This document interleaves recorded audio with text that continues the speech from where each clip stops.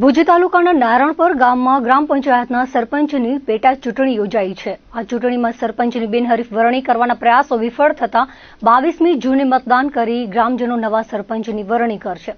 1.5 વર્ષની મુદત માટે સરપંચ પદ 2 પ્રમુખ દાવેદારો વચ્ચે ટક્કર થવાની છે. ત્યારે ચૂંટાયેલ બોડીના મોટાભાગના સભ્યોનું સમર્થન ધરાવતા મંજુલાબેન મહેશ્વરીએ વિજયનો વિશ્વાસ વ્યક્ત કર્યો છે. અગાઉના સરપંચની સામે અવિશ્વાસની દરખાસ્ત થતા તેમને સરપંચ પદેથી દૂર કરાયા હતા. ગ્રામ પંચાયતની મુદત 1.5 વર્ષ બાકી રહી છે.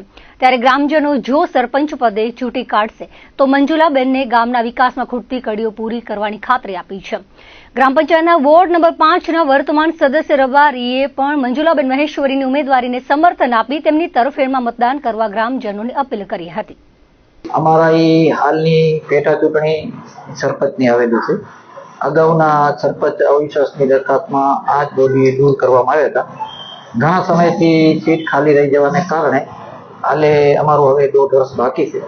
એટલે હાલમાં અમારી પેટા ચૂંટણીમાં આપણી આ સીટ આવી છે. એના માટે અમારા જે ચૂંટાયેલા જે સદસ્ય છે 8 એમનું અમારા જે નવા સરપંચ તરીકે અમે મંજુલાબેન પ્રવીણભાઈ મહેશ્વરીને રાખેલા છે. એને અમે બધા સભ્ય સાથે મળીને એને એક ઉમેદવાર તરીકે પસંદ કરેલા છે. અમે એવો પ્રસ્તાવ મૂક્યો હતો કે તમે કોઈ પણ નવો ઉમેદવાર આપો તો અમે એને બિનહરીફ કરી. જે ઉમેદવારો સાથે અગાઉ બોડી સંકલન કે સંમતિ નથી કરી શકી તો એના જોડે આ બોડી કામ કરી શકશે નહીં. તો વળી પાછી જે સ્થિતિ હોય એ સ્થિતિ થાય. એટલે અમે એવો પ્રસ્તાવ કોઈ પણ ફ્રેશ ઉમેદવાર હોય તો એના જોડે આ બોડી સંકલન કરીને કામ કરશે. તો એના માટે અમે એક પ્રસ્તાવ મૂકેલો. છતાં પણ આ એક ઉમેદવારને ઈરાદાપૂર્વક ફોર્મ ભરવામાં આવ્યો તો અમને એવું હતું કે તો પછી અમને આ ઉમેદવારને એની સામે ઉભા રાખ્યા. પણ જેની પાસે સરકાર બનાવવા માટે સંખ્યાબળ જ નથી તો એ સરકાર બનવી શક્ય નથી.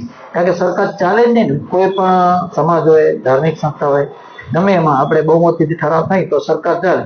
જેની પાસે સંખ્યાબળ જ નથી, માત્ર ચૂંટણી કરવા પૂરતો જ આ એક અમારે આજે આ સીટ જાહેર થઈ છે. તો અમે અહીંયા જેટલા ઉમેદવારો છે અમે બેન સાથે સંકલન કરીને એમ કીધું કે ભાઈ અગાઉ પણ અમારા જે ઉપસરપંચના ઇન્ચાર્જ સરપંચ બેન શ્રી હતા એને ખૂબ જ સારા 12 મહિનામાં કામ કર્યા.